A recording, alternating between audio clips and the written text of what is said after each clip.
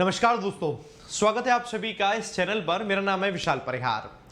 आप लोगों को पता है, हाल ही में एक रिपोर्ट आई है जिसके अनुसार 2023 में जो इंडिया है वो वर्ल्ड की सबसे ज्यादा मोस्ट पॉपुलस यानी कि कंट्री बन जाएगा। चाइना से भी ज्यादा जनसंख्या अपने देश में होगी। तो ऐसी सिचुएशन पर कुछ ऐसे स्टेप्स उठाना जिससे कि जनसंख्या कंट्रोल में हो सके और फैमिली प्लानिंग सही हो सके। काफ़ी सारी ऐसे दिमाग में थॉट्स आते हैं जिसको लेकर पॉलिसी सरकारें बनाती रहती हैं। उनमें से एक पॉलिसी रिसेंटली क्या है, उड़ीसा सरकार ने बनाई है। पॉलिसी क्या है, थंबनेल में आप लोगों ने देखा है। पॉलिसी ऐसी है कि उड़ीसा सरकार ने यह स्टेप उठाया है कि जितने भी न्यूली मैरिड कपल होंगे उन न्यूली मैरिड कपल को आशा वर्कर्स की मदद से उनके पास एक वेडिंग किट पहुंचाई जाएगी, जिसमें कॉन्ट्रासेप्टिव पिल्स होंगी, कॉन्डम्स होंगे, बुकलेट होगी, मैरिज सर्टिफिकेशन होगा, ये सब कुछ चीजें होंगी। और उसमें बताया जाएगा कि फैमिली प्लानिंग कैसे की जानी चाहिए, हेल्थ का भी ध्यान किस तरीके से रखा जाना चाहिए। साथ के साथ आपको मालूम है हमारे देश में बहुत सारी एक बड़ी समस्या बनती है, वो हेल्थ को लेकर बनती है और वो हेल्थ का ध्यान अच्छे से नहीं रखा जाता है। एक बार मैं आपको न्यूज पूरी दिखा देता हूं, उसके बाद मैंने इसको डिस्क्रिप्टिव लिखवाया है, तो डिस्क्रिप्टिव आपको बड़ा अच्छे समझ में आएगा। न्यूज काफी सारे न्यूज़पेपर ने कवर की हुई है, तो जरा मैं इसे ओपन करके दिखाता हूं। ये जो आपकी स्कीम है ये सितंबर के मंथ से स्टार्ट होगी। वेडिंग किट्स इसे कहा जा रहा है, ये वेडिंग किट्स की तरह रहेगी और इससे फैमिली प्लानिंग की अवेयरनेस को बढ़ाने के लिए किया जाएगा। तो इसमें बढ़ाने के लिए मैं आपको बताता हूं, basically NHM that is national health mission, इस नेशनल हेल्थ मिशन की ही पार्ट है ये स्कीम, जिस स्कीम का नाम है नई पहल स्कीम। नई पहल स्कीम। अभी ये स्कीम कोई अगर नई आती है, it is important for your exam point of view और आपके यहां पर खुद के ओपिनियन भी जरूरी होते हैं।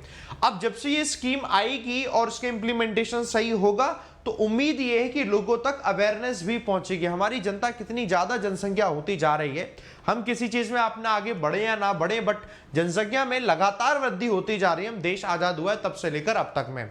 तो अब जरा देखते हैं कि अगर हमें डिस्क्रिप्टिव लिखना होगा और इसको लेकर कुछ आएगा तो हमारे लिए क्या क्या इंपॉर्टेंट पॉइंट बनते हैं जिनको हमें समझना है, वो मैं आपको दोस्तों दिखा देता हूं। तो सबसे पहले तो दोस्तों हम लोग यहीं से आते हैं, स्टार्ट करते हैं इधर से। तो फैमिली प्लानिंग है क्या बेसिकली, तो अगर आपको कभी लिखना हो तो फैमिली प्लानिंग के बारे में आप जरूर लिखिएगा। फैमिली प्लानिंग अलाउज इंडिविजुअल्स या फिर couples to anticipate and attain their desired number of children, जितने वो चाहते हैं बच्चे वो पहले से ही सोचे उतने ही बच्चे वो करें। And the spacing and timing of their births, और उन बच्चों का जन्म कब कब होगा उसके लिए कितना समय अंतराल होना चाहिए, ये पहले से प्लानिंग ही फैमिली प्लानिंग में आता है। It is achieved through use of contraceptive methods and treatment of involuntary infertility। ये आप एडिशनल उसमें लिख सकते हो। A woman's ability to space and limit her pregnancies has a direct impact। अगर एक महिला की जो एबिलिटी होती है कि कितना उसे समय दौरान रखना है, इसका डायरेक्ट इंपैक्ट पड़ता है उसकी हेल्थ पर। इसीलिए ये हेल्थ पर ध्यान देना बहुत ज्यादा जरूरी है। तो फैमिली प्लानिंग करने से उस महिला की हेल्थ पर अच्छा ध्यान दिया जा सकता है, वेल बीइंग पर भी, as well as on the outcome of each pregnancy, और हर प्रेगनेंसी का जो आउटकम होता है वो भी एक हेल्दी रहे, इसको ध्यान रखने की भी जरूरत होती है। ये सब फैमिली प्लानिंग के अंतर्गत ही आता है। अब मैं आपको बताऊं दोस्तों, इसी के बाद अगर आपको जब इसको लिख रहे हो तो कुछ कुछ पॉइंट और जरूरी है जानने, जैसे कि इंडिया ही पूरी दुनिया में पहली कंट्री था in the world to launch a national programme for family planning, जिसने फैमिली प्लानिंग को लेकर एक नेशनल प्रोग्राम लॉन्च किया और इंडिया ने किया ये 1952 में। ये आप कभी भी इंट्रो लिख रहे होते तो इंट्रो में आपको ये चीज लिखनी होती है।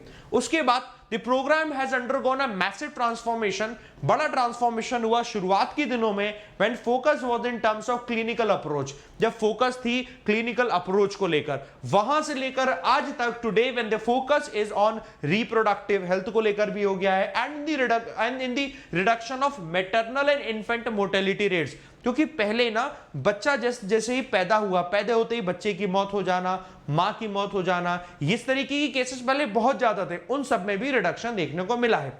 Child mortality and morbidity, morbidity कहलाती है जब एक व्यक्ति के अंदर कई सारी बीमारियां आ जाती हैं।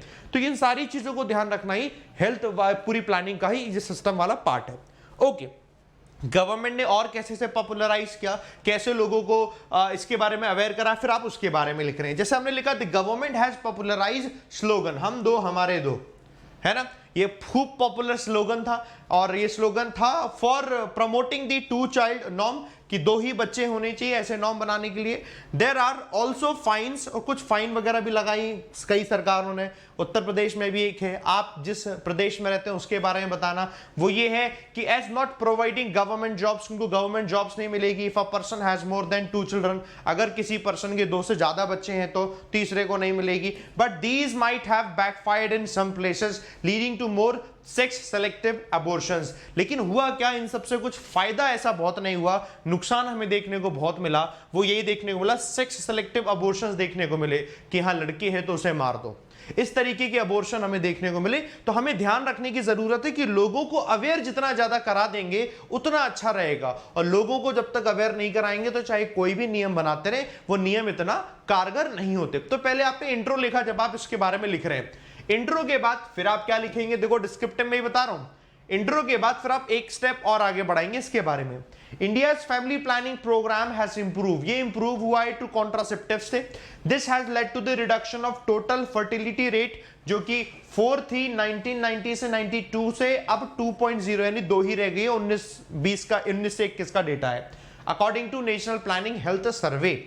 अच्छा, सिर्फ यही थी क्या, इसके अलावा भी और भी कोई सरकार ने स्कीम निकाली और भी कोई सरकार ने इसमें स्टेप उठाए? तो आप उन स्टेप्स को भी जरूर लिखेंगे जो सरकार ने इसके अलावा भी उठाए। तो अब जैसे उसके बारे में मैंने लिखा है, various schemes for family planning programme. क्या क्या थी? पहला, unveiling of a new family planning media campaign, जिसमें 360 डिग्री मीडिया कैंपेन, यानी कि चारों तरफ हर जगह मीडिया कैंपेन कराया गया।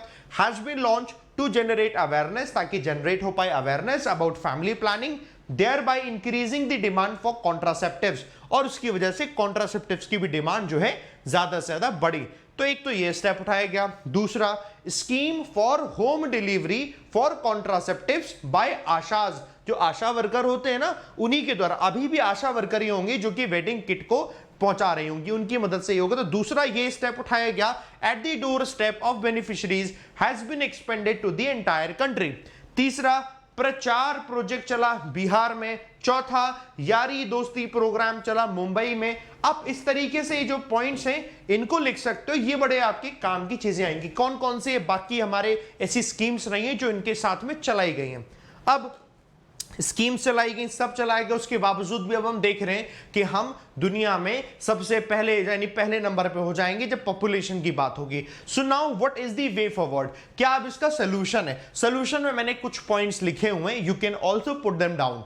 Building capacity among health workers की कैपेसिटी को बढ़ाना, addressing intersectionality, engaging men in the discourse of family planning, men को एंगेज करना फैमिली प्लानिंग में, and drafting innovative solutions through effective public and private partnership can greatly improve access. यही improve कर पाएगी access to family planning services and the overall health of our younger population, और overall जो health है younger population की, इसको improve कर पाएगी। देखो, अगर आप और भी बहुत से पॉइंट्स लिखते हैं तो आपका शायद वे फॉरवर्ड यहीं पर ही खत्म हो जाएगा, आपको और पॉइंट लिखने की जरूरत नहीं पड़ती है।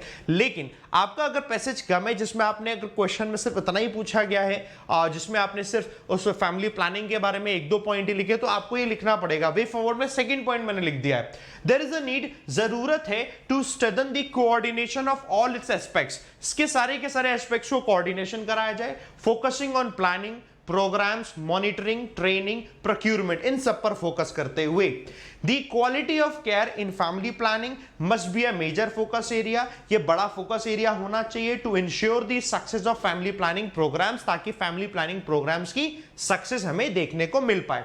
तीसरी चीज, देयर इज अ नीड, जरूरत है ऑफ ग्रेटर मेल पार्टिसिपेशन। होता क्या है हमारे समाज में, जब फैमिली प्लानिंग को लेकर बात हो रही होती है तो महिलाओं को तो इन्वॉल्व कर लिया जाता है, पुरुषों को इन्वॉल्वमेंट इतना नहीं होता।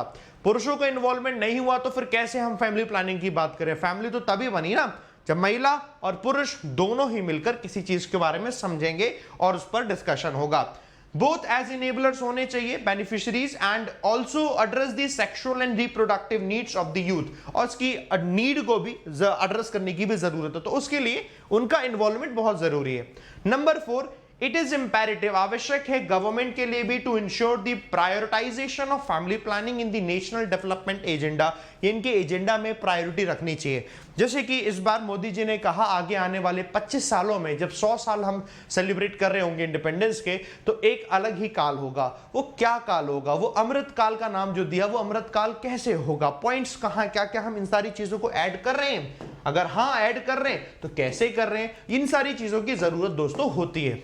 एट द एंड हम लोगों ने उसको लिखने के लिए, कंक्लूड करने के लिए क्या लिखा, जो सक्सेस है of India's family planning program is shouldered by researchers. ये किन के ऊपर है, रिसर्चर्स के द्वारा, पॉलिसी मेकर्स के द्वारा, सर्विस प्रोवाइडर्स के द्वारा, यूजर्स के द्वारा, who will need to do their part, जिनको अपना हिस्से का काम करना है to ensure equitable access to quality family planning services, ताकि वो क्वालिटी फैमिली प्लानिंग सर्विसेज दे पाए।